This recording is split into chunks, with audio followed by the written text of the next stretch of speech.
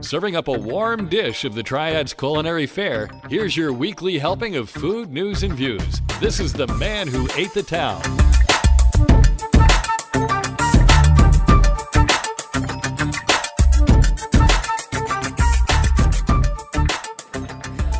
Hey folks, and welcome to episode 169 of the Man Who Ate the Town podcast. This is for the week of September 28th through October the 4th. October already, 2020. My name is Tim Beeman. My name's Ray Morgan. And I'm Leah Metz. And we're opening the recipe box. We're recording. That thing is heavy. Yeah, it is. They were recording this thing, this episode of the Man Who Ate the Town in my house, which we call the Less Desirable Studios South. We are practicing social distancing and using Zoom, sponsored by Bull's Tavern. So we will have two guests today. Woo! Yeah, so, extra special. Yeah, so instead of just one interview, we will have two. I think that you'll find both of them quite interesting. I'll go ahead and tell you that Jordan Kuiper, the director of service at Providence Restaurant, will be here, and then Claire Calvin from to tell us more about what's going on with Canteen.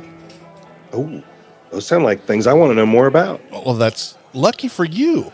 I've got a front row seat.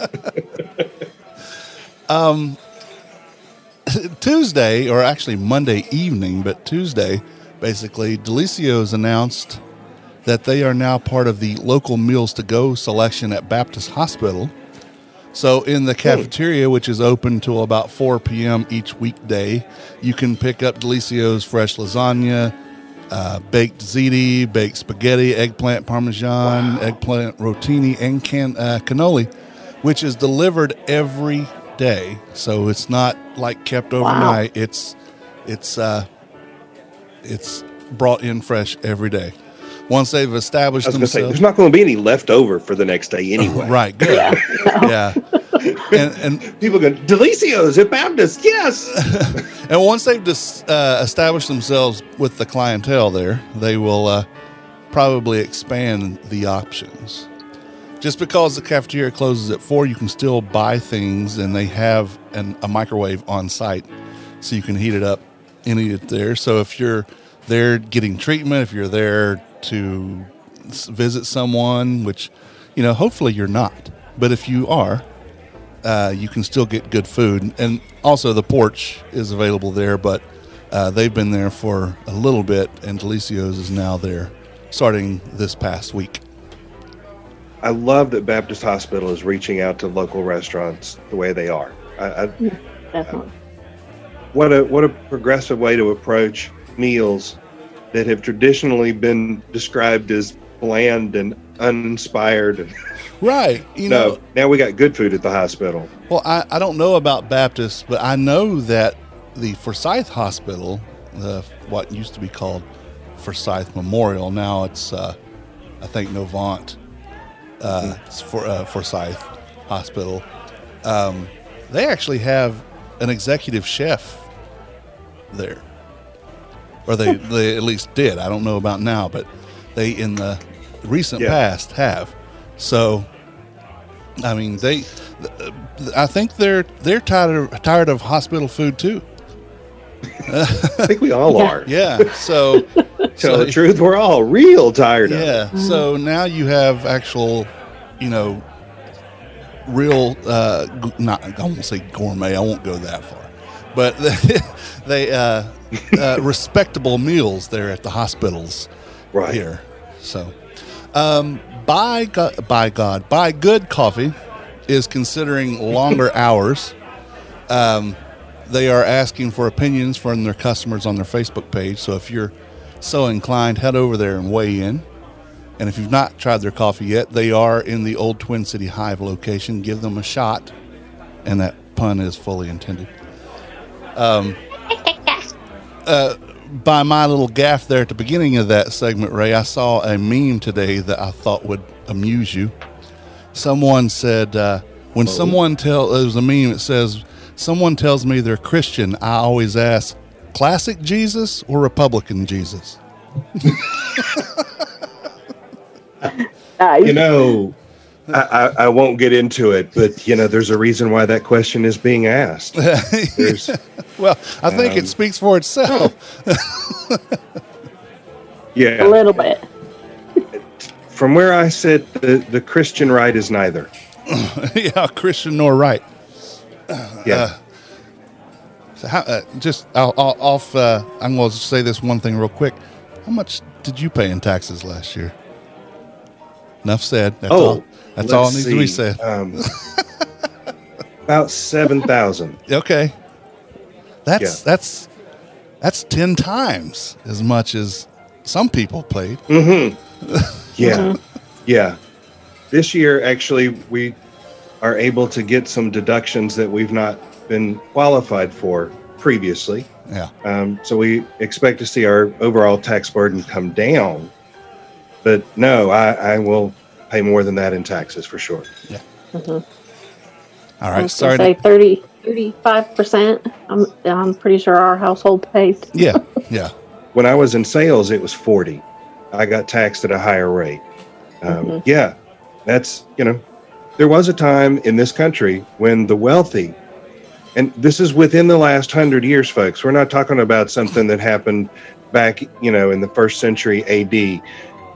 Within the last 100 years, the wealthy were spending as much as 70% of their income in taxes. And they considered it their patriotic duty to be able to support the entire country. Yep. All right. Well, I kind of meant to do that political thing, but I didn't mean to go. Okay. Yeah, I did. So we're going to move on, but just point made. Cugino Forno's Clemens location has been given the go-ahead for their ovens and are hoping for opening in 2 weeks. We know that really means about a month, but here's hoping for them that it stays within their schedule. That'd be great. Yeah. Dario have poured the slab for their Rural Hall location, so they're one step closer. They'll have a whole string right up that road. Yes, they will. Just keep going straight up 66. You'll pass several. Yeah, because there's one in Stanleyville, right? Yeah, and there's one in King. Yeah, so the King's the original one. That's the very first one. So yeah, this is just kind of connecting the dots in between as you come down. The one there on University. So yeah, it's amusing to me. I'm glad to see they're expanding. That's good news. And for one them. down here next to me. There's one not just 2 minutes from me. So I've never eaten at that Dario. I've had something from the original Dario, like 20 years ago, but not since. You don't spend a lot of time in King, do you? Oh, no. I used to have to, and once that divorce happened, I didn't have to do that anymore. That was my friend. I do. That was one of the perks of that divorce. So I love this time of year. It's fall, and it's getting cooler. Leaves are changing. We enter my birthday season. But one thing I have to say... Not birthday. Right, my birthday season. But one thing I have to say I have never cared for about this time is the Carolina Classic Fair, which used to be called the Dixie Classic Fair. An ex-girlfriend of mine's father was the head of the horticulture program. And when we dated, I was pretty much there all the time for that. On my own volition, mind you, but it was kind of expected. At least I think so. Anyway, this year's this year's fair will look different. It's a drive-through extravaganza.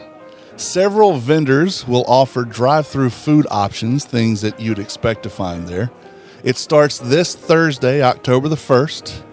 I have a copy of the menu here with the available fare. The list does include meat items like turkey legs, Italian sausage, barbecue plates, bourbon chicken, fajitas, sirloin tips, and the standard hot dogs and corn dogs.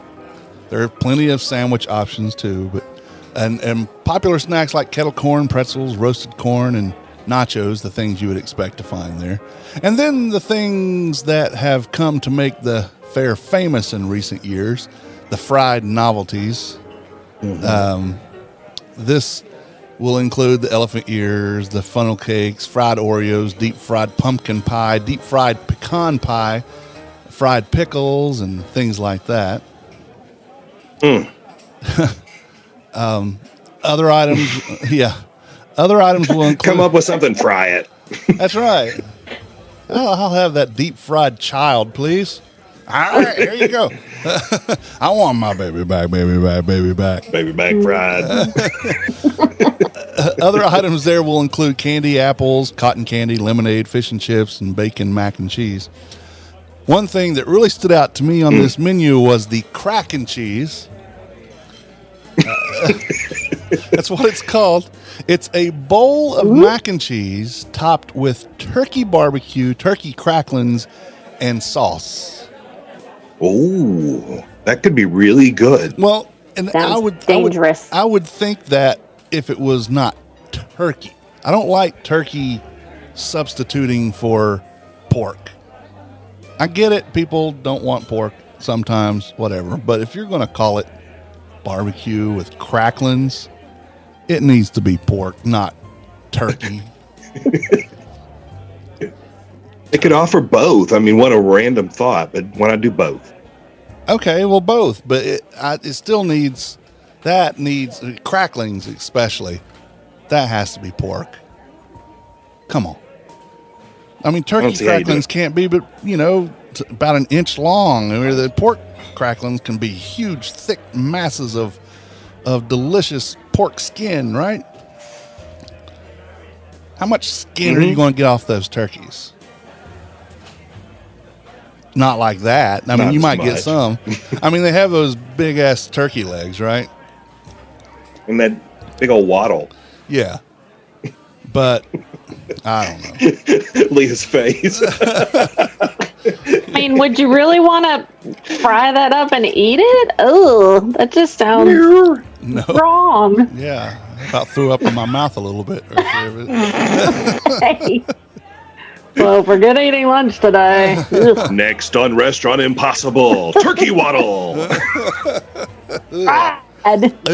Fried turkey. Deep fried with Oreos.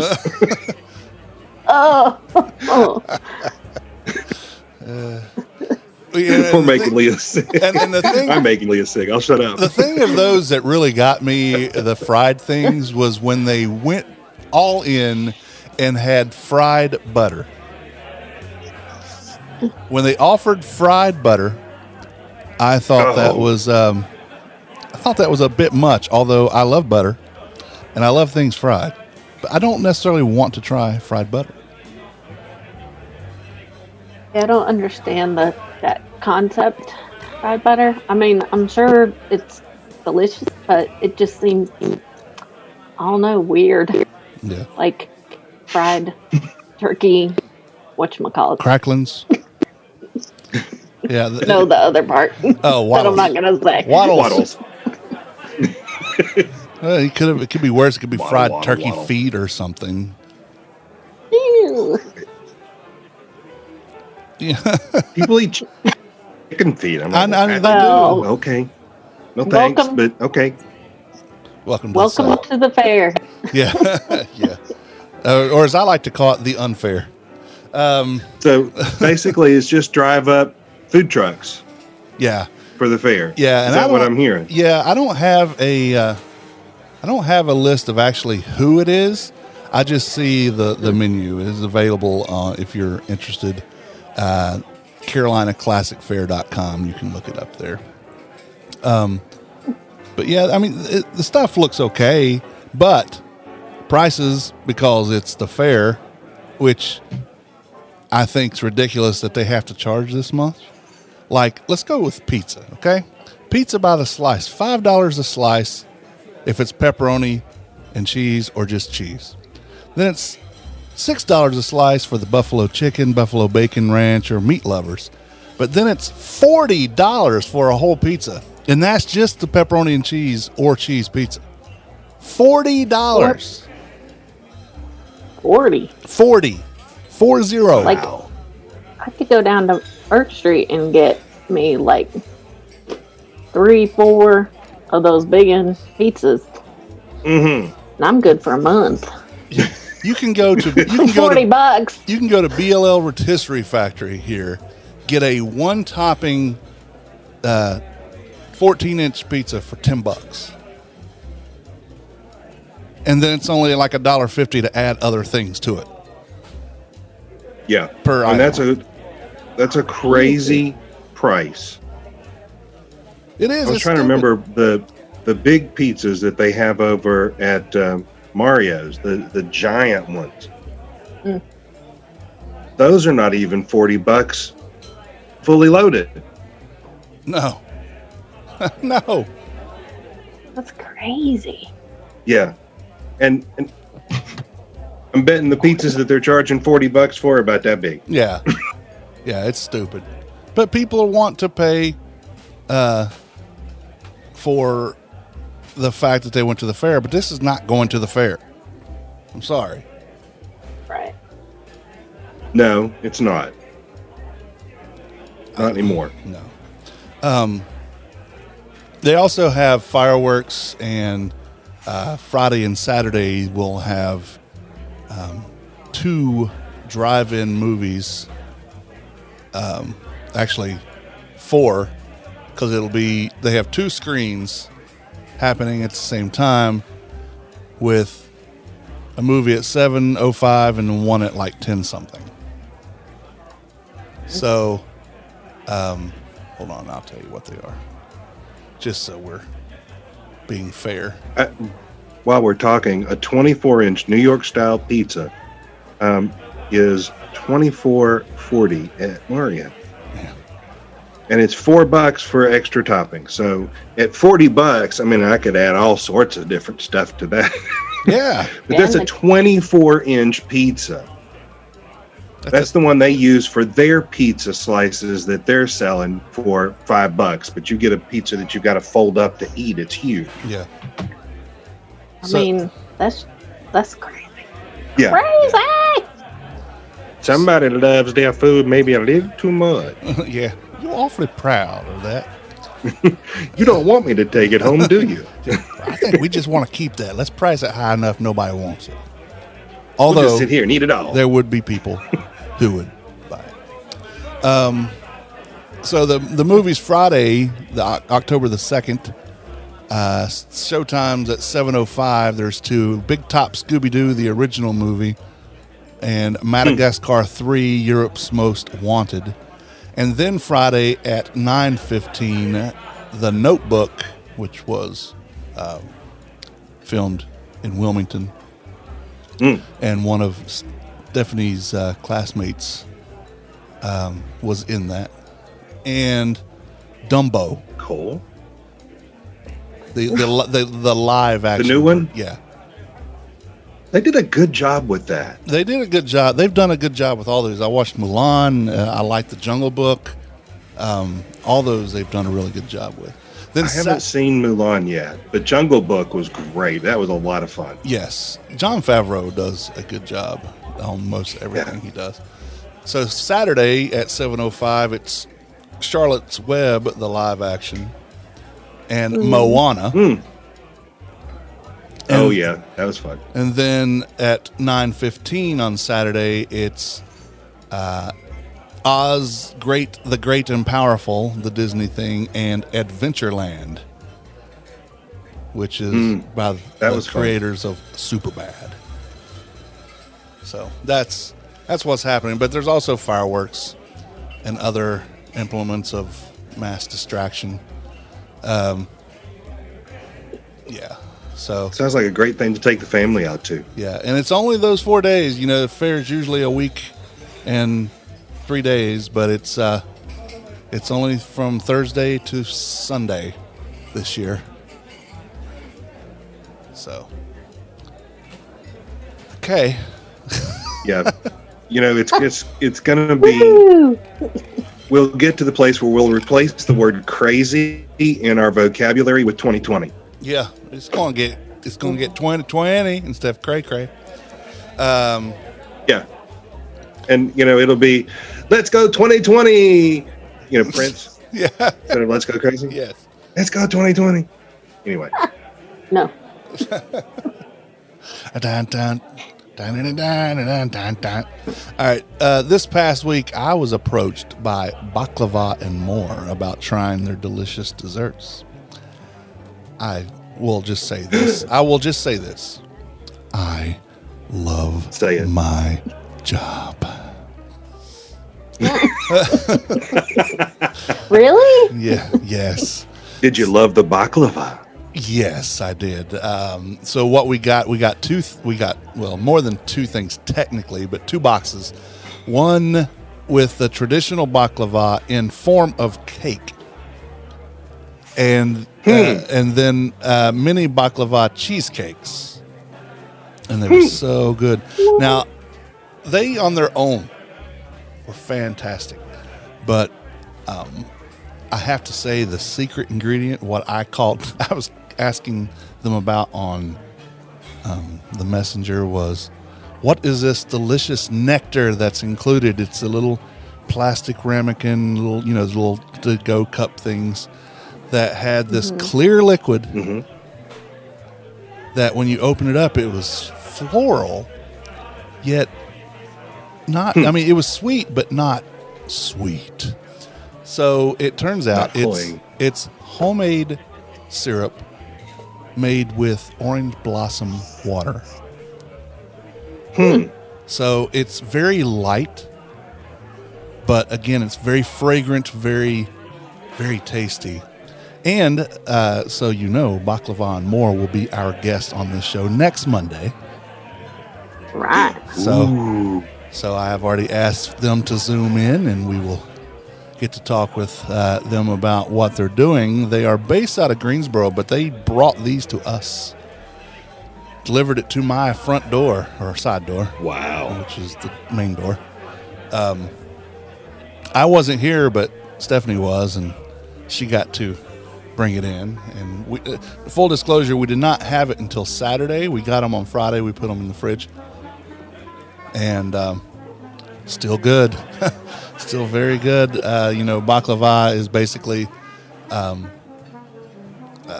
phyllo dough, and then crushed pistachios, or sometimes pecans, sometimes walnuts, basically any nut that you want in there. And then more phyllo, right? But this was, like she said, in cake form. I believe it was she. I've not talked to them in person. Stephanie did. I think it's a she. If it's not, I'm so sorry. We'll find out next week for sure. But it was, nutty as it should be. It was sweet. It seems like, I don't know if there was any honey in it, but it was honey-esque. And then we had the little syrup. We didn't even pour it over. We just dipped a little bit just so we could. Actually, for a couple reasons. One, we weren't wanting to waste it. and two, we wanted to have it concentrated. So if you're dipping it, all that goodness is right there in that one bite. Now, it would have been perfect without that. But with that was even better. So it was fantastic. So if the listeners or Leah or Ray get an opportunity to try Baklava and More, I recommend following them on Instagram and contact them. There's, I'm sure, a contact form on there. I haven't looked for that, but we will find out more next Monday about what they have going on, what they're about, their history, all the things we normally ask our guests. So I look forward to that conversation next Monday. Cool. Sounds like they're reinterpreting baklava in some really exciting ways. Yeah. And I have always liked baklava, but, I haven't eaten a lot of baklava, I'll be honest. Not for any other reason other than it's just not something I go out looking for. But now my mind might have been changed on that. Well, there is a place that we love to go that sells baklava that they make. And It's really good. Yeah, it's cheesecake baklava, right? Yamas. Yeah. No, I mean it is. Yeah, I knew what you were talking about, but what I mean it's a baklava cheesecake, which these were too. So, yeah. Oh, yeah. So, Yamas always does everything good. But I tell you where I've had the best baklava is two places, one in Greensboro and one in Winston, and both of them were the Greek festivals. Oh yeah, that's. Oh my God, the baklava there is just outstanding. It's the first place I ever had or heard of spanakopita too. Yeah, and that was man. I love Greek food. I think the Greeks really know what they're doing. So, yeah. So to baklava and more, we will find out more about you next week, and I am excited about that. So, Leah, what's going on your side of the world? Anything? Nothing. Same old, same old. Just waiting for some people to post some more things. So seemingly steady Eddie. Well, the thing is I don't know if it's how is it on your side, but mine is when they actually have something to post, they'll post like 5 different things all at one time, and then go silent again for another month. I'm like, if you had all that stuff to talk about, and none of it was any kind of special, it was just stuff, spread that stuff out. Yep. Goodness. Yeah. Yeah, because the more often like we see stuff in our news feed, we're like, oh, we need to go try that, or oh, we need to go try that, and then we forget about any of the others that we don't see all the time. So, and I will say that my patronage does steer heavy towards the top half of the list because that's what I see all the time. So that's where I'm going, especially the places that keep me informed on what they're doing. If they're lax on their postings, then I don't really pay much attention to them. We do have a big event that's happening this weekend, starting on Friday at 11 o'clock and going until 10 that evening, and then every day pretty much on the same kind of schedule. Food Freaks is having their grand opening in Moxville. Okay. It's their Facebook page is Food Freaks Unique Burger Co. C-O-P. Yeah. C-O period, excuse me. Yeah. So if you want to go look, they've got a full schedule there. They've got some live music that's coming in. We're making our plans to go over. I'm real excited to see what Brandon's going to do now that he's got a brick and mortar again. Yeah, because I think he kind of, I don't want to say lost touch. That's a bad way. That whenever he got to the part of when he had to close the other place down, then he was practically yanked out of the brick and mortar aspect. So. Yeah, and he is taking this as an opportunity to put some new things on the menu. So if you're really familiar with Food Freaks, your old favorites are there, but he's done some new stuff too, and some of it he's not letting it out of the bag until day of. So right. Well, definitely worth going out. And that would make more sense because he, on a food truck you have only so much room and so many resources. So if brick and mortar, he has a lot more to go on from that. So. That's awesome. You have another event? No, that's it. Okay. And they're in Moxville again, right? Moxville. Correct. Okay. All right. Well, it's time for doing your getting in your business part, and we want to welcome the director of service at Providence Restaurant, if he's still there, Mr. Jordan Kuiper. Welcome, sir. Hey, how we doing? Good. How are you? I'm here. So welcome. Having spotty Wi-Fi. That sucks. That's the issue out here in Tanglewood. Yes, and speaking of Tanglewood, you have there was big news this week about Providence, and well, I'll let you talk about it. Tell us the big news. Absolutely. So we have so several months ago we had a meeting with the County of Forsyth and Tanglewood Parks and Recreations, and we had this idea to come up with a plan for Providence Restaurant and Catering to take over all the food and beverage that happens inside of Tanglewood Parks. And at the beginning of it, we thought, well, if we can make this happen, this will be absolutely brilliant. And we never really thought that there was this big shot. So we kept pushing and kept pushing and kept pushing. And finally, we were able to come up with something to send it out to the county commissioners.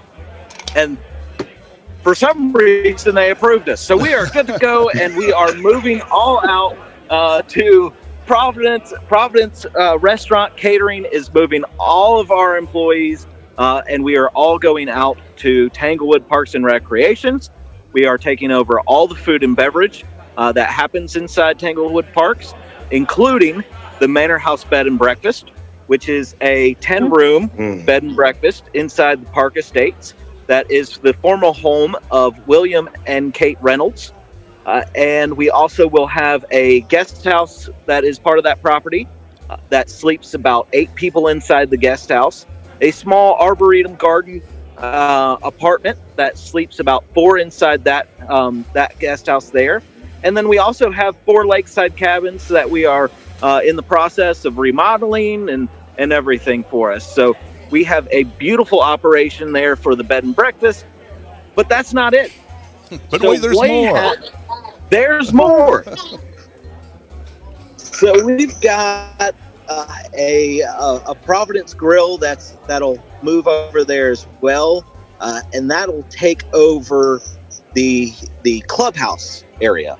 The clubhouse area has a ballroom for us to be able to occupy for events and everything. A lot of our catering events that happen, and we're also a beautiful catering kitchen that we will occupy as well. So we've got space over there for a magnificent weddings, events, bar mitzvahs, everything that you can think of we'll be doing in Tanglewood. So, Jordan, are you saying that you guys will be taking over the event as well, or just the food service?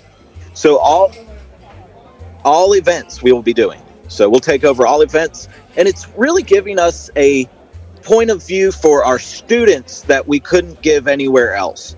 Our students that are part of Providence Culinary Training in their 3rd tier will move over to Tanglewood Properties as well. That will give them the education and hands-on experience to go from a catering business to a quick casual service, countertops service and grill there, as well as a upscale luxurious service of a bed and breakfast.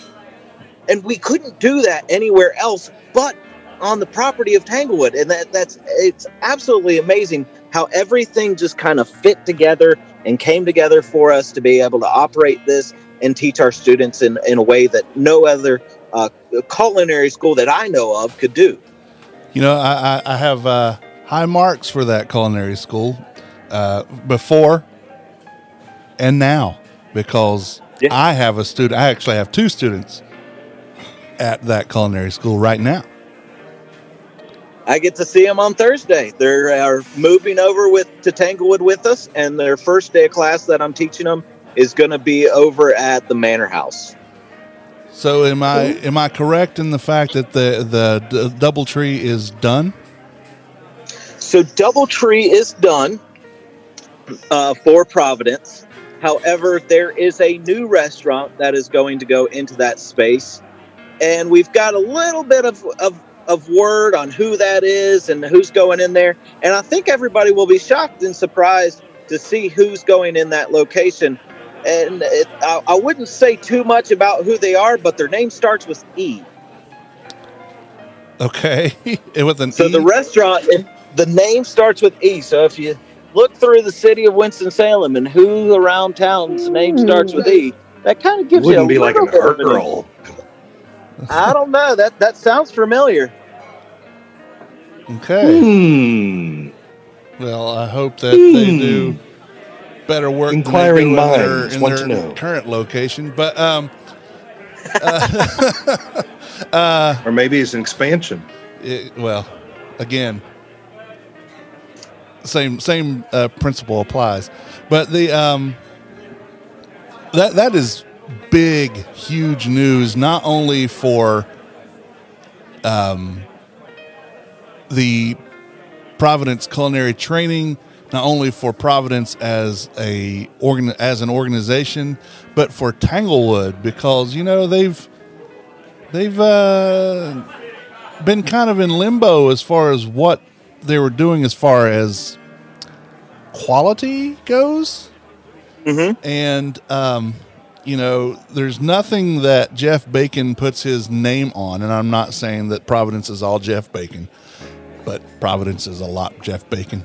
There is not We owe a lot to Jeff Bacon. Yeah, there is not a lot that Jeff Bacon puts his hand in that's not successful, and nothing Actually, that I know of. he's up here in Surrey County now. Is he? Yep. What's he doing He's up there? partnered up with Surrey Community College to offer a culinary What? That training is- up here. That is part of the works that we're trying to do right now as well. Expansion. Oh yeah, Jordan, I don't know that everybody listening understands that Providence isn't a regular restaurant. It's not really out there just existing to make a profit. There's something No. behind all that. So that's one of the most beautiful things that we have going for us is Providence. When you dine with Providence, and now that you have the chance to stay at Providence at the Manor House, when you go and do that, those proceeds don't necessarily go into Jeff or or Chef Vanessa or any of our board members' pockets. That goes directly into the funding of Providence and back into Second Harvest Food Bank as well. So when you go and you dine with us, or you go golfing over at Tanglewood and you eat from the Clubhouse Grill that's over there, or if you want to stay a night and get away over at Providence at the Manor House, those proceeds go to change people's lives. And that's one of the most beautiful things that I see daily is one person spending $10-15 on a lunch, or spending $20 on a dinner, or a couple $125 to stay over at the Manor House. It molds someone. It takes their life and it completely changes them. And I get to see that every single day from our students. And that's the beauty of it. I get to see these people that come into our program that some of them have been told, well, you're a piece of coal and you're always going to be a piece of coal. Well, we get to take that piece of coal and we see the true beauty in them and mold them into a diamond and let them shine as who they are and teach them the values of not only being a chef, but how to go through life themselves and teach them life skills also. And that's some of the beauty that we do. And just by going and participating in any of our events or anything, those proceeds go to the program. So the thing about that is, I think that you can take away from everything you just said is, yes, you'll have an experience like you have probably not had in a similar establishment or a venue or destination, but you're also, while you get to enjoy these like you haven't anywhere else, you are putting back into the community, because not only is Tanglewood, owned now by the county, which is, people who live in the county and pay for it, but it's also history, and it's also a good thing. And with Providence coming in there and adding more good things, the community is benefited by the work that the culinary school does, or the culinary training program does, to enrich not only the people who are learning it, but the people who will benefit from it in their, even if they don't go into the food business. You're teaching them things that they can take and use in all areas. It's Absolutely. life, it's business, it's interaction, it's customer service, it's all that stuff. And so it's for the listeners, if you're not familiar with Providence, A, shame on you, but B, it would behoove you and your existence and the people around you to learn more about what Providence is about, what they're doing, and how you can help them and how they can help you, even if you don't get up front how it is that they're going to help you. Jordan, do you have an idea how many graduates y'all have had through the program over the years? So we have over 782 graduates that have graduated from our program, and that number keeps growing. In fact, next week we have a graduation for some about 5 more students that weren't able to have a graduation during the pandemic. So a lot of lives that this program has changed, and that's really what keeps us going at Providence. That's the drive that we have. That it looks like we're busy, but it's because we all have the same drive, and that one drive is to be able to change people's lives and do what we love doing. And that's one of the greatest things about coming to work here and being a director that's able to make the decisions for this program that we do, because little by little we get to see these lives change completely, and become this fantastic person and a fantastic chef as well. We've had many chefs come through our program that are sous chefs and now executive chefs in our program, that are out on the streets and executive chefs in the local restaurants here in Winston-Salem, but also in other cities as well. So what class number is this one? The one that Trey's in? Trey is in CC 64. So when he graduates, what graduating class? Because I know they count them in numbers. So I know they've already done 100, and I don't know what number they're on now. Yeah. So we should be graduation.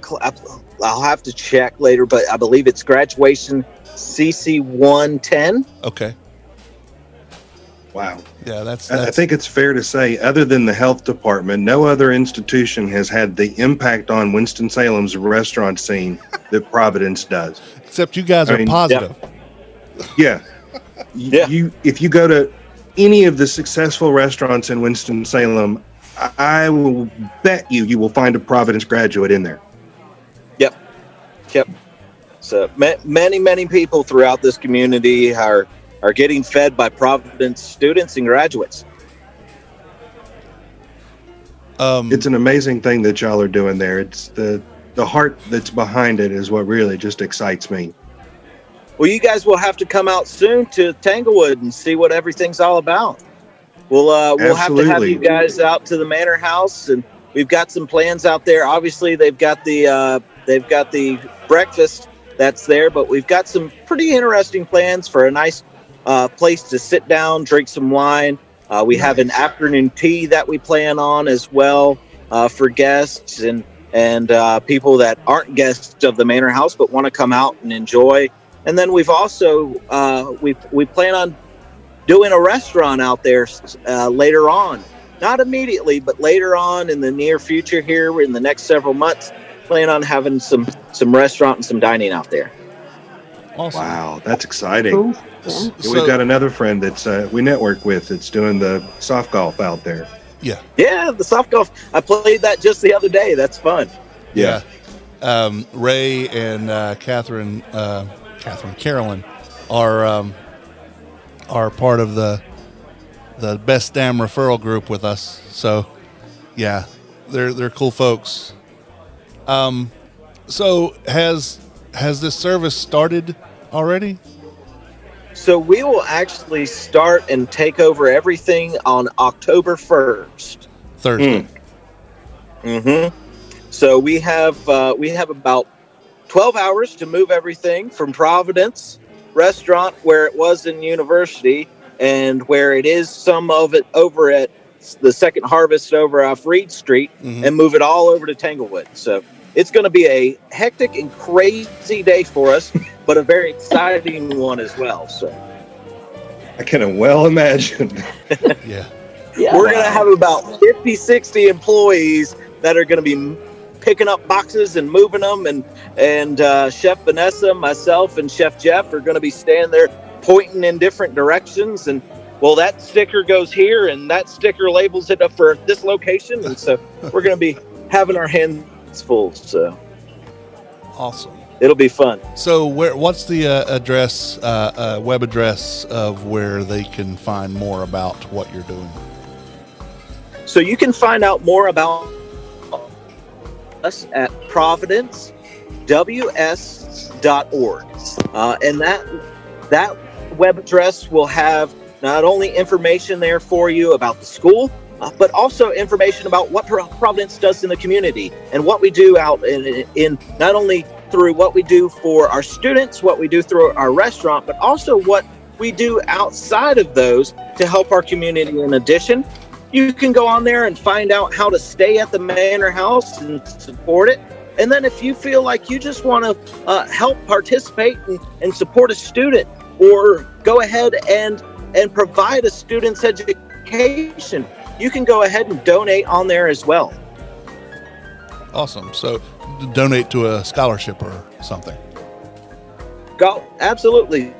So you can actually donate and choose that you want to go ahead and sponsor a student, and that student will have, if you want to sponsor the student in complete full, you can sponsor the student in complete full payment, and that student will not have to have any type of payments or anything at all. What does it take to sponsor a student, Jordan? So to sponsor a student, it only takes several $100s. However, if you want to go ahead and do just a half sponsorship or anything like that, or donate what you can, we'll be able to take that as well. It's really a nice program, but only a couple $100s is all it takes to be able to sponsor a student. That's wonderful. Yeah. So this is a culinary school. I mean, it is what it is. Culinary school, unlike any other, because you go to Johnson & Wales or any place like that, it's going to be several thousand per semester. Mm-hmm. Yeah. And this is a 13-week program. 13-week program that they're getting for let's call it $350, just to be rounded up. So when does the next class start, and does that help somebody that wants to go into the baking industry? It does. So our next classes will be starting here. We keep them rolling. However, next classes and sign up we're actually doing here very soon. In about a week or so, we're looking to do some interviews with students and everything. So if students want to sign up, they can go on to our website there as well. However, if you asked about the baking, while they're actually doing their culinary program and their culinary training here, they do get to spend their time with baking as well. They get their hands on and kneading bread and seeing how to make challah and everything. And that's one of my favorite times, because I love to eat some bread. And Tim knows whenever we got food over at the studio, I was always trying to munch and everything while we were talking. Yes. So he knows that I love to eat.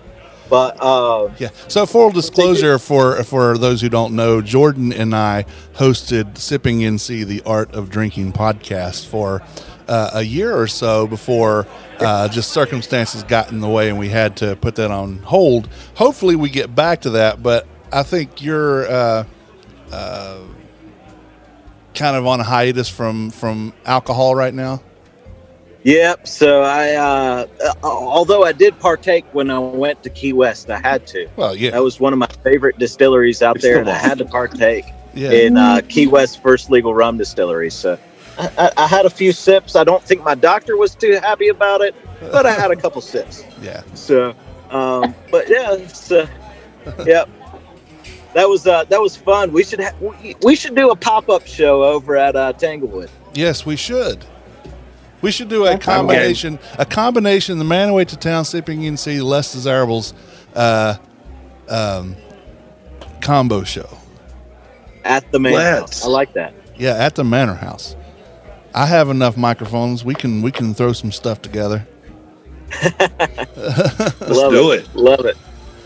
Well, Jordan, I really appreciate, we all appreciate you being here, and we love everything that Providence is doing. I think, Leah, didn't you used to work with the folks over there? Yeah, worked over at the food bank, and it was definitely the freshman 30, because I definitely partook in having lunch over there every day, and then definitely attending the graduations, because oh boy, that was some really good stuff that was produced for the families. And so it was always one of marking the calendar and making sure we all knew when to go, because it was some good stuff coming out of there. When is the graduation for this one? So that one should be coming up in about 3 weeks now. All right. Hopefully he passes. And is there another class then starting before the year is out? So there is actually another. We actually do it in roles. So we actually start one class, they move to another section of training, and then we start a brand new one while that first one moves off to go to another section of training.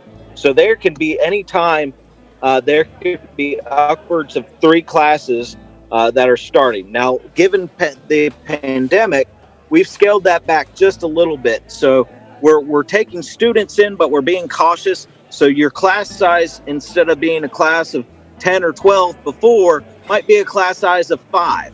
So the one that Trey's actually in right now is a class of 3, because we want to make sure that the students are taken care of and everybody's safe. So we have a class of 3 that's going on right now, with Trey being over at the Providence restaurant, and he'll move over to Providence at the Manor House. But there's another class that's already started and are in the classroom training as we speak. So he's got his hands in some food and cooking it, and we've got another class that's completely learning all the classroom knowledge right now. What an incredible experience, too, to be able to experience watching a restaurant getting established from the ground up. And to get to do that, put your hands on it. Yeah. Yep. Yeah, because they're getting it from the very beginning. Mm-hmm. Yeah. That's awesome. What a great opportunity. I continue to be impressed by what y'all are doing over there, Jordan, and any chance that I have to let people know about your work, I'm happy to do it. I love that. It's the lives that y'all have changed that really just makes such a difference. Changes all of us. Well, thank you guys. Much. Again, Jordan Kuiper, thank you so very much for coming and talking with us. This is great news. Can't wait to hear and see what's going on with it. Can't wait to try my son's stuff in the next couple of weeks whenever he graduates. And I thank you all for what you're doing for him and with him.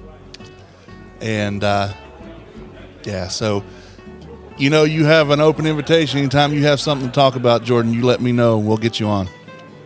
Absolutely, guys. Thank you so much, and I appreciate it. And I hope to see everybody down at Tanglewood here soon, and come eat with us. Come stay at the Manor House and escape. Get out of this pandemic and enjoy escaping the craziness of today, and come down for a weekend or so. Awesome. What a great idea. Thanks.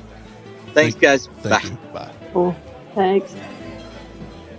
All right. So our second guest for today in our twofer, we have she is the owner of the Porch Cantina. She's the owner of Alma Mexicana, and she's owner of what we knew as Canteen Market and Bistro. I don't know if the name's changing, but I know the concept is changing. So welcome, ladies and gentlemen, Miss Claire Calvin to the show. Thank you. Happy to be here. So you and I were talking a little bit this past week about some changes of direction that you're going to take the canteen in, and we was wondering if you could give us a little insight on that. Because we've been asking and saying, wonder what's happening. Yeah, no, I'm happy to do that. Thank you, and thanks for the opportunity to talk about it. Because I think I told you I've been having a hard time figuring out how to share that we're reopening, but it's not going to be the same restaurant that people remember. So basically, with COVID and all the changes, we tried to at first really shrink down our operation to just the porch, just to try to survive, until the other side. But once it seemed like the other side may be a while off, we started to think about what can we do with the space that would be positive for the community, and kind of, I don't know, just feel hopeful. So we are going to have it open as a cafe and wine bar. So a lot of the same elements of what we had before, and some things that we've been COVID, a lot of our wholesale options being available for people, and then have it almost be like a workspace in the same way that maybe you used to go to Camino, but now so many of those spaces that we used to go and gather are it's too small, to really be able to go do too much of that. So we've got a big space here, and we thought people can gather and work on their laptop, or just hopefully meet maybe with one other person the way we used to do at coffee shops, because this is such a big space, as you remember. Yeah. So that's our idea. So we'll be open like 8 to 8 most days, and a little bit later on the weekends. So you could come and have a latte and get some work done during the day, and then maybe stay and have a glass of wine, or meet up with a friend for a cocktail a little bit later on. You still going to have draft beer? Yeah, we've got draft beer, draft wine, some of our cocktails. And then, we have a fancy new espresso machine. So yeah, all the coffee drinks that keep us going. And then we kind of, we used to have all the retail items on the shelves. And we didn't want to go back to that, just because for now that's not really probably in our budget.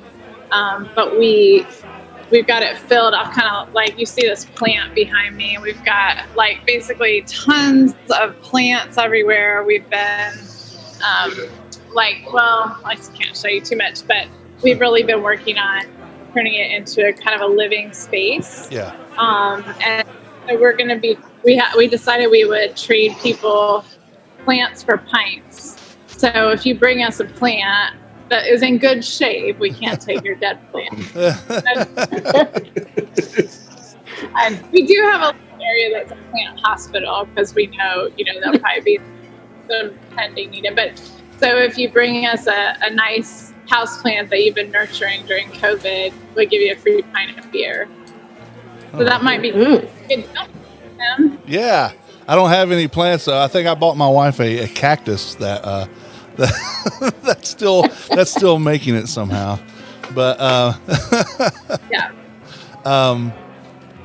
So, like you said, gone is the market, because the stuff you have to put in there, and that's overhead. You have to buy it up front and have it and if it doesn't sell, then you're stuck with it. And right now, every dollar counts. It always counts, but right now, after emerging or re-emerging from the pandemic that had everybody shut down, basically, it's just not feasible, as you said. Plus, it's no longer the restaurant that we have known that made a top 10 appearance in the burger list from last year.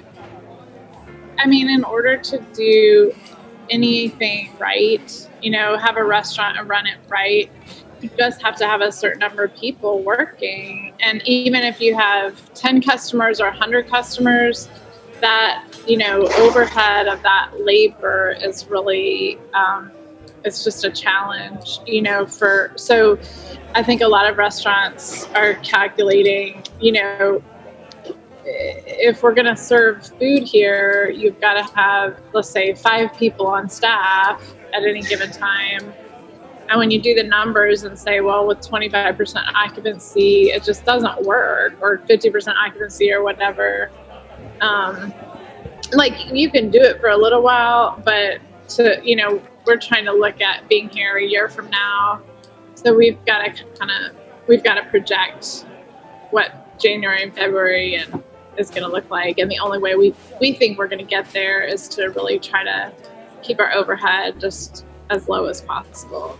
So will you have any food options at all? Yeah, so we're just setting everything up today. So we'll have salads and some kind of items from the porch. So it'll be self-service. So we'll have muffins and baked goods and then salads. And then I've been playing around I've always been fascinated by like the Swedish open-faced sandwiches. Like, I don't know why, but I don't know if you've ever like Google images of like Swedish open-faced sandwiches, and they're so pretty. Anyway, so that's going to be kind of a fun, you can just buy one and eat it as like a snack or have a couple for lunch. Well, that is so pretty. that's a little treat that I allowed myself to put, because I was like, we have to just keep it as simple as possible. But then I was like, well, maybe we can do this one fun thing. Yeah. Well, I'm looking here I Googled while you were talking, and it's it's an open-faced sandwich with lox and sliced hard-boiled eggs and sliced tomatoes, and it looks really, really good. Yeah, so we're gonna have an avian one. We're gonna have so that'll have lox and cream cheese and all sorts of pickles, and then some fun experiments. We've got a Texas one that's gonna have smoked sausage and all sorts of good stuff on there. Yeah. So, and to clear up something else too, because I know you and I talked about this in our conversation on the phone this last week. Alma's not going anywhere. It's seasonal right now. It is seasonal. Yes, that's a really good.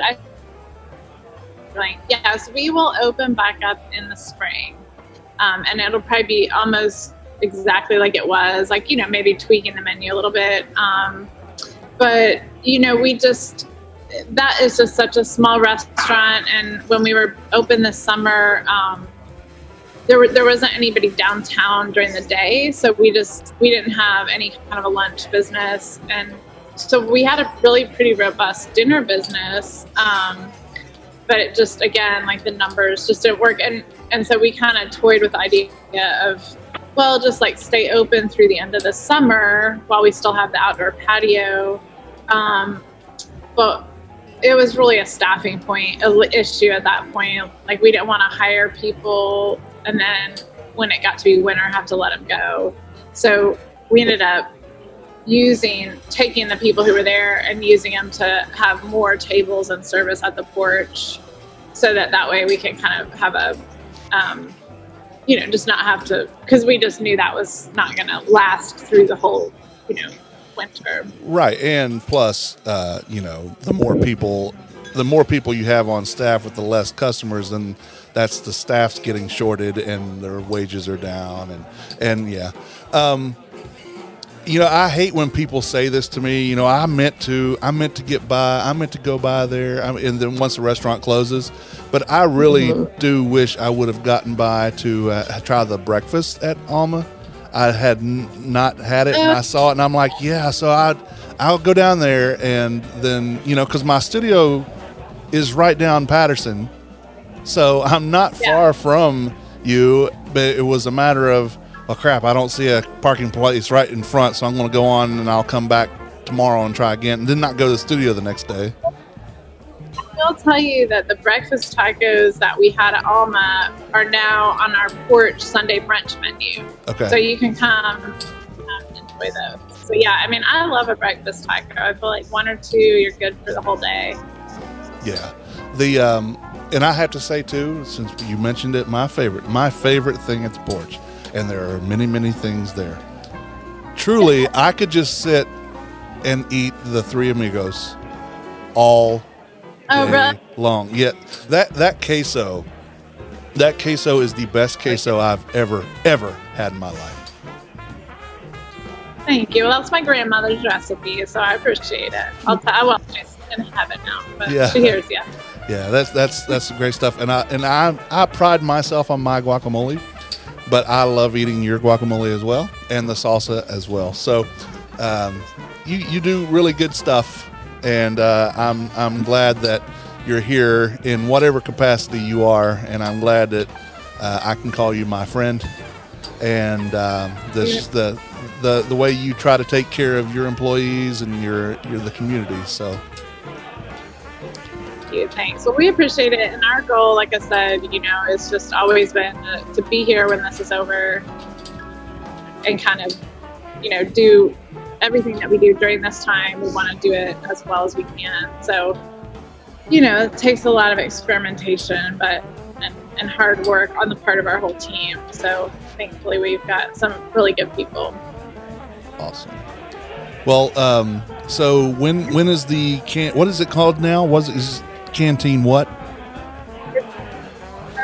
Still life. So being like, have these a lot of the decor, we've kind of got funny objects, but also we thought, this is still life as much as it feels, sad sometimes. This is kind of, we've got to, try to make the best of it as we go through it.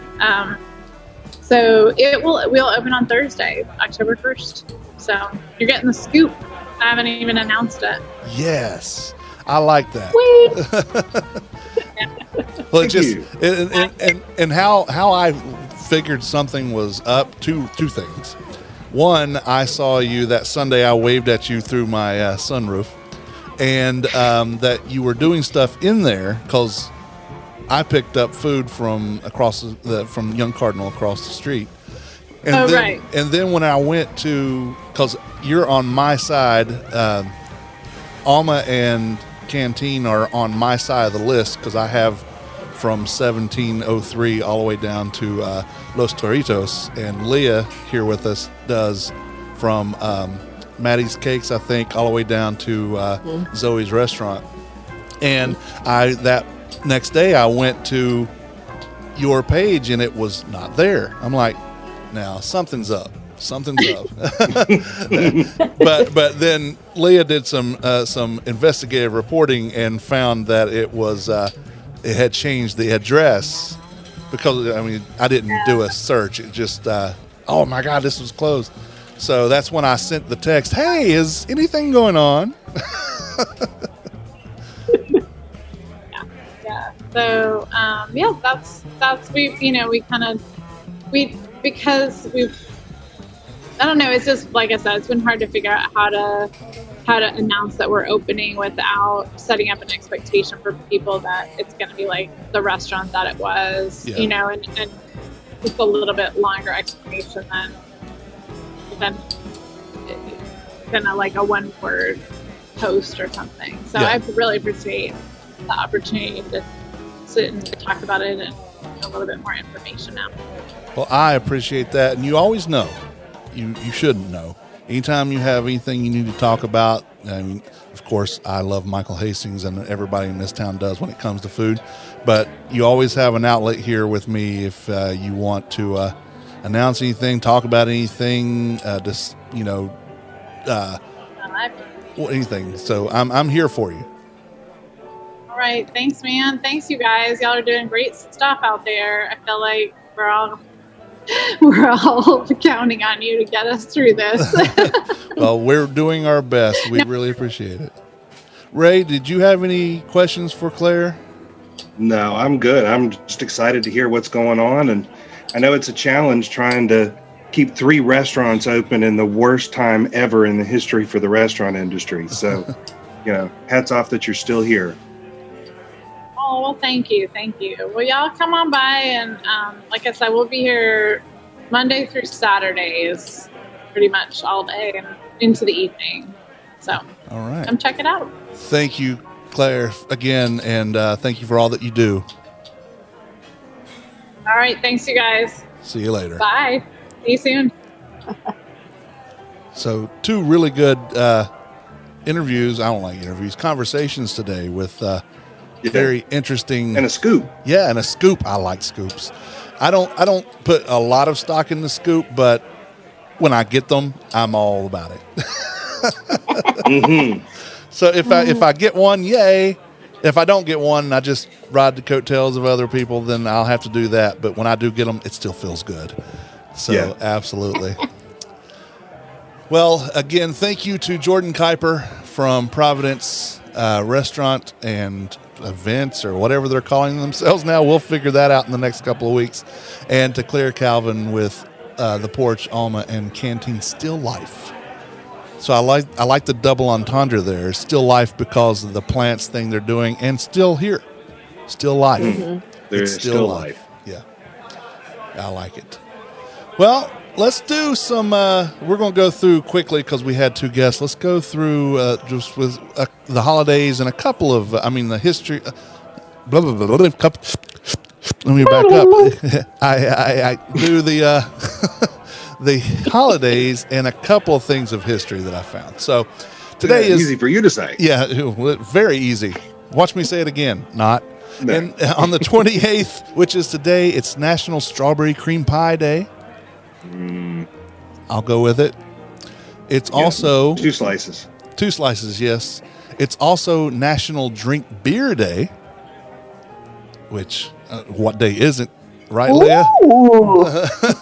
It's National Drink Beer Day every day in this household. Yes, and But- that's now drinking extra beer. Yeah. And there's 2 reasons why. It is St. Wenceslas's Day, who is the patron of brewers, and it is Arthur Guinness's 295th birthday today. Nice. Yeah, he doesn't Who look a Mr. day. Guinness is. He doesn't look a day over 250. I know what he'd be doing if he were alive today. Stinking. Drinking a beer. Drinking- Probably scratching the top of his casket. Let me out! Yeah.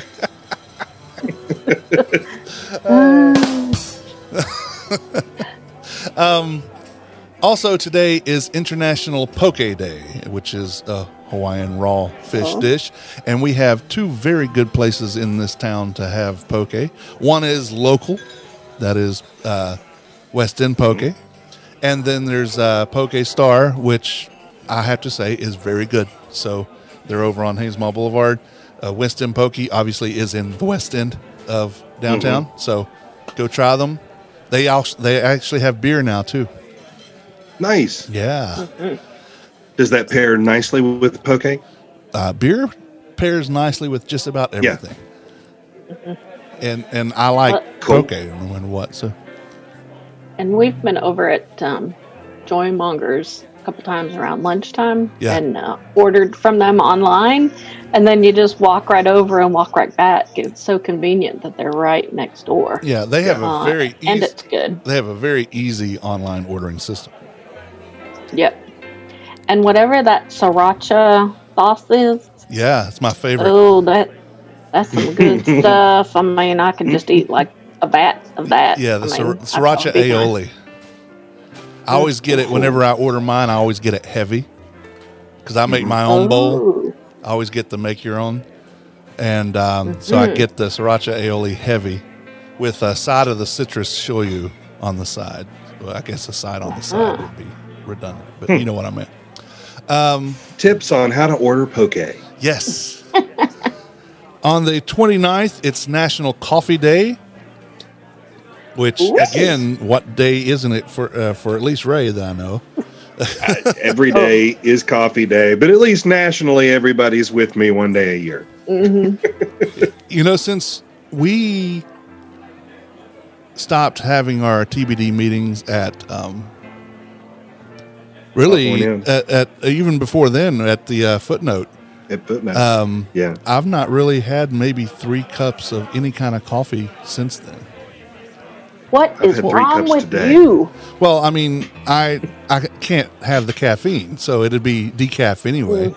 And I don't like hot drinks. I like cold drinks. So me making iced coffee here is not the same as if I was getting a, It's not the same at home. yeah, a That's true. decaf hot chocolate, not hot chocolate, but white chocolate mocha with something, something, something, you know.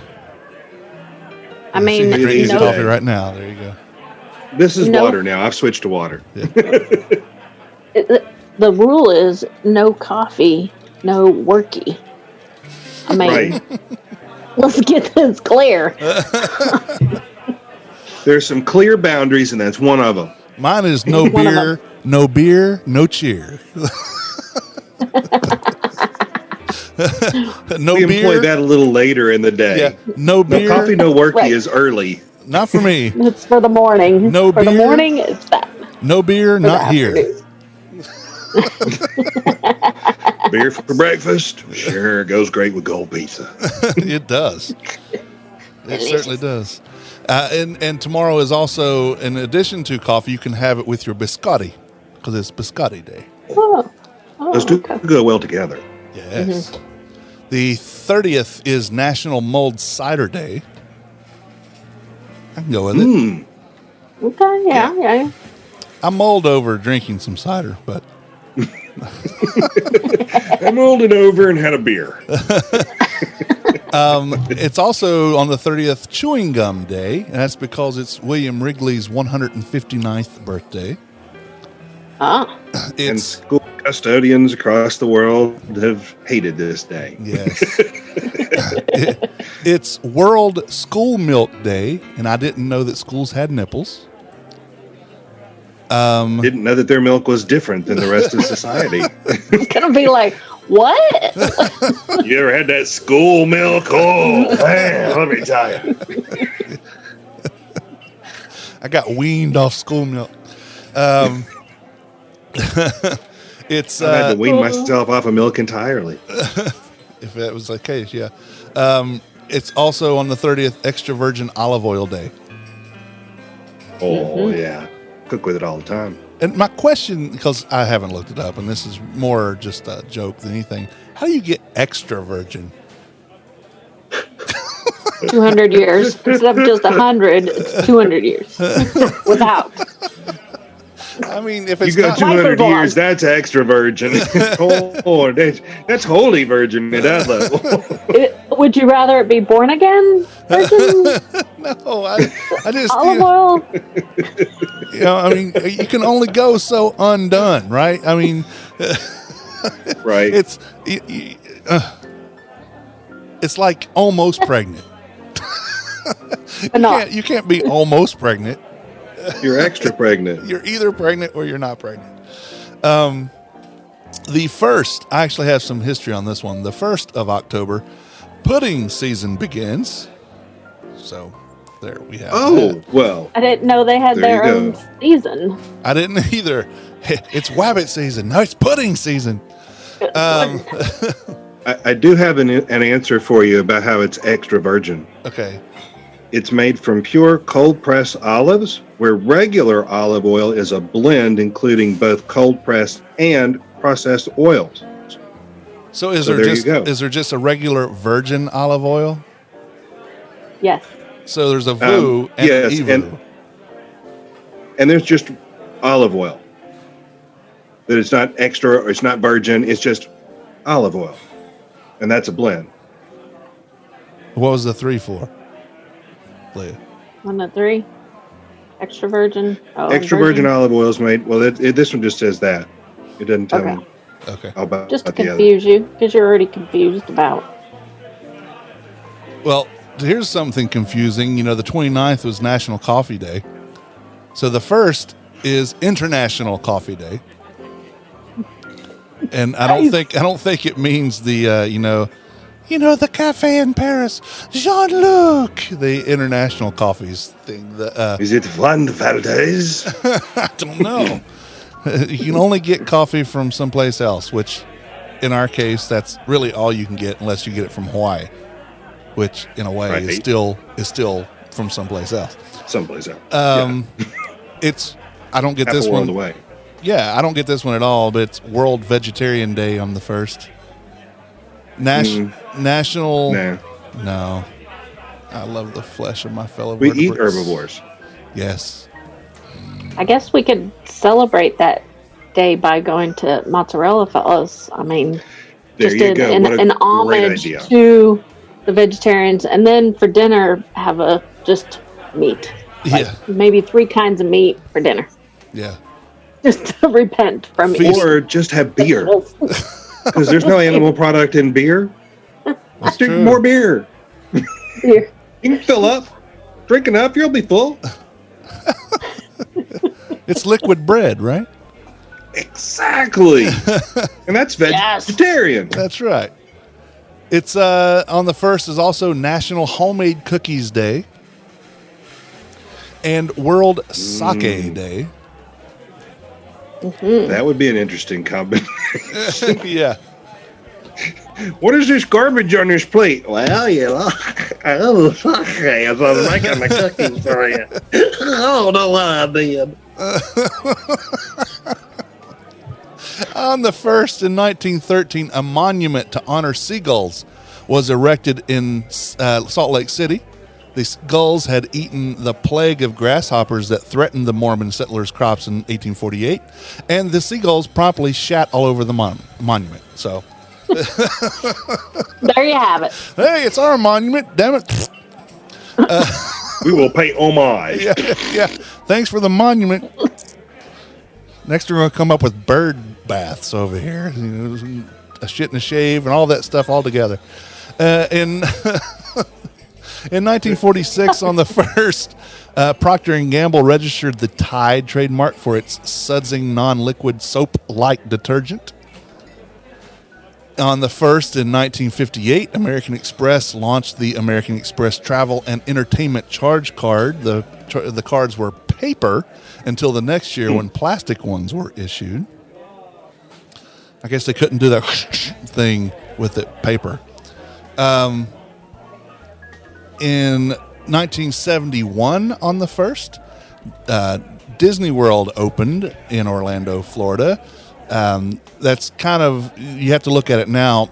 Magic Kingdom opened in Orlando, Right. Florida in 1971 on the 1st. And then 11 years later on the 1st in 1982, Epcot Center opened right next door.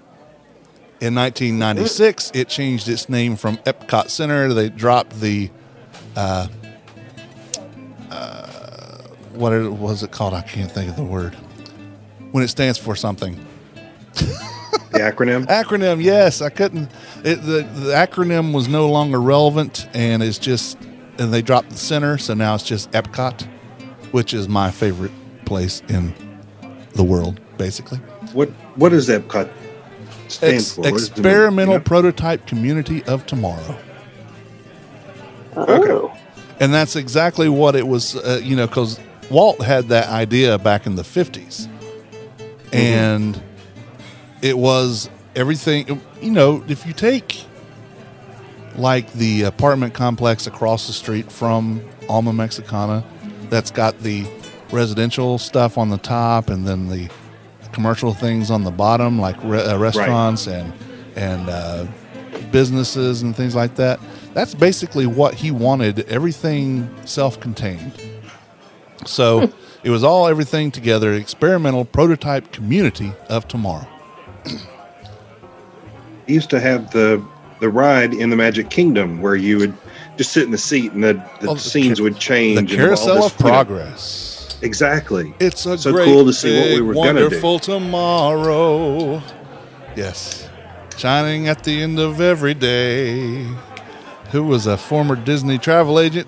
This guy. Somebody we know. On the 2nd of October, it's World Day for Farmed Animals, and the animals are like, great. Great, it's our day to get slaughtered so they can eat us. Yeah, celebrate us today, eat us tomorrow. There you go. Yep. Yay, chickens! Yay, pigs! Yay, cows! Yay. Yum, I say. The 2nd is National Fried Scallops Day, which all that except for the fried part sounds great. I love scallops, but I do not like fried scallops. I think you're killing. I mean, they're killed already. I think you're destroying them by frying them. I was going to say, generally we eat them dead, generally. But they should be alive when they cook them, though.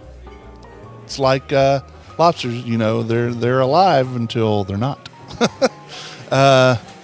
Until you eat them. Yep. Life is still 100% fatal. Yeah, yes.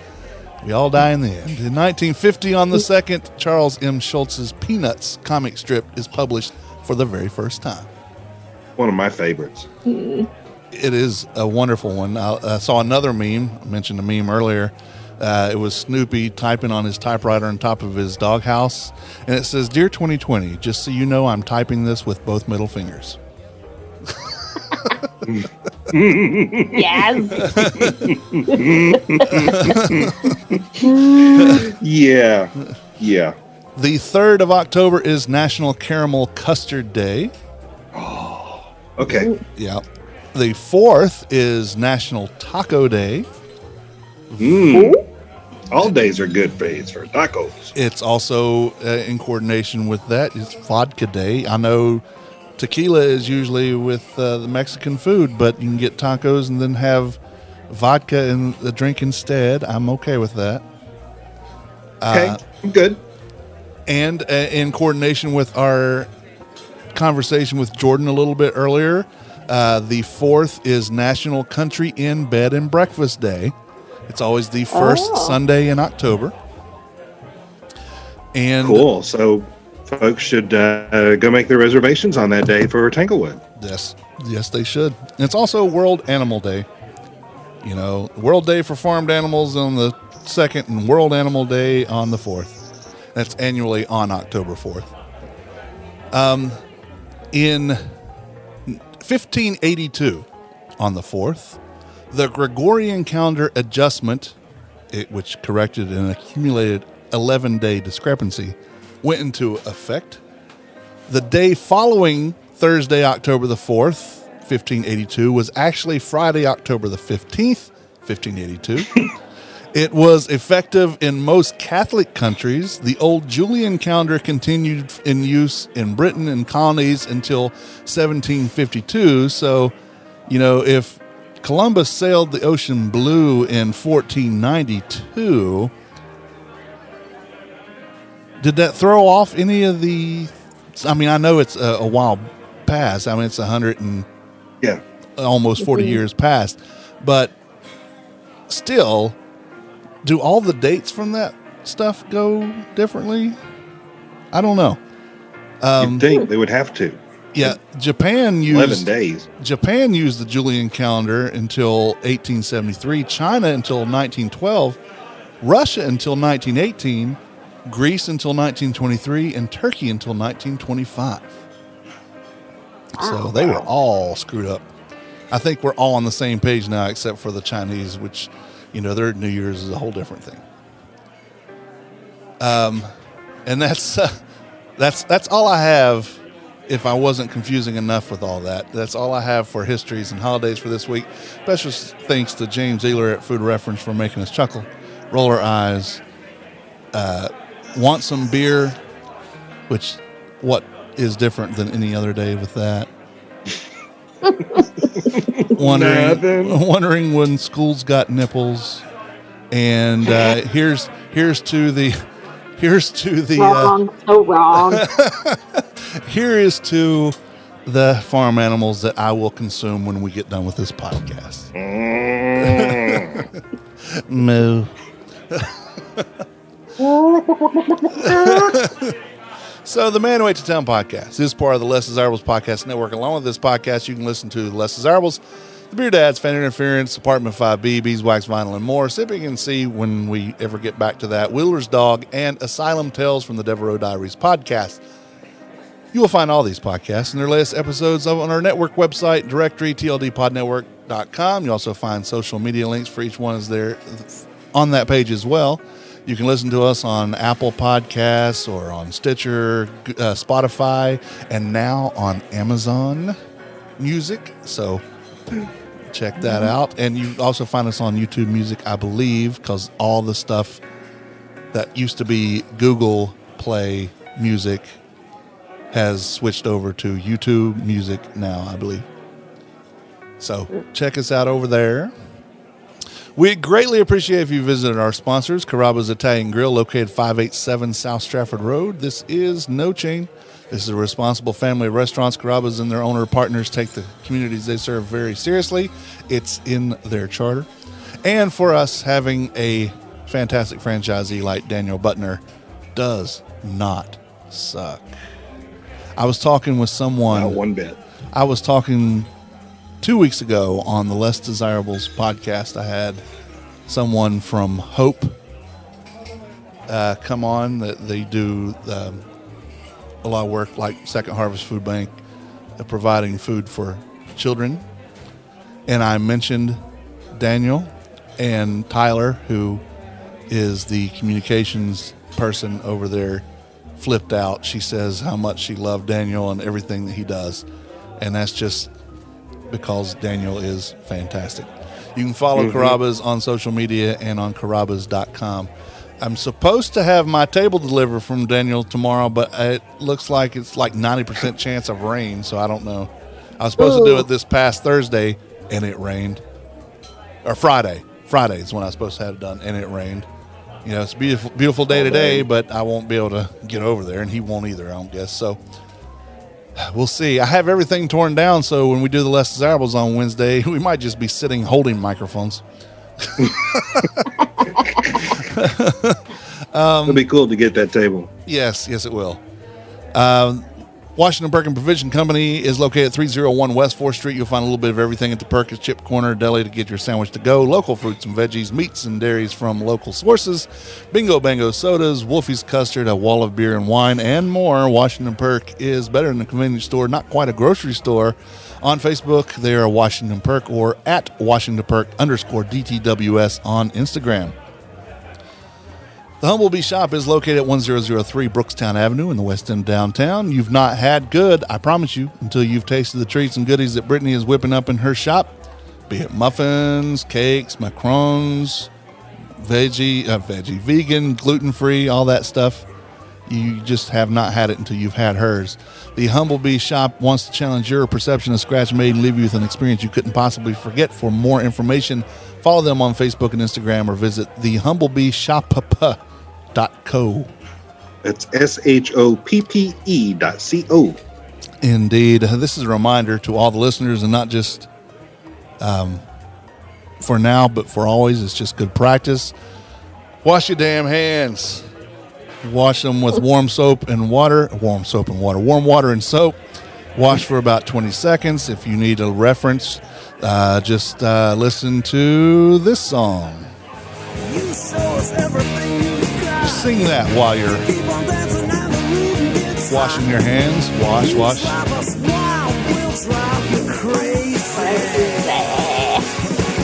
course, you drive us 2020. You drive us 2020. Exactly. Right. Yes. You drive us 2020. I would love to see Gene sing that whenever they do that song next. That's a great one.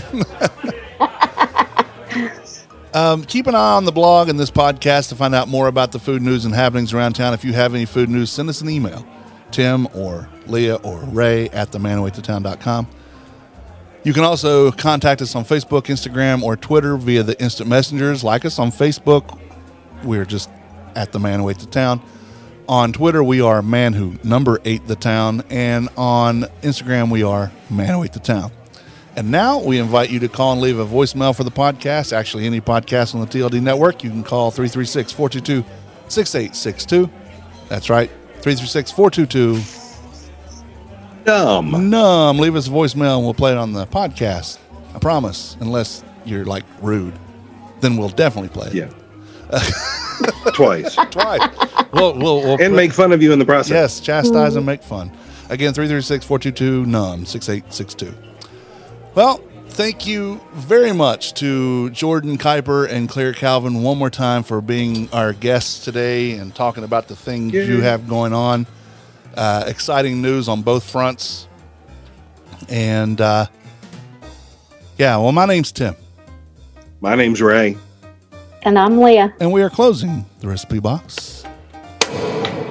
Until next time, thank you for reading. Thank you for listening. Bon appetit. Yamas.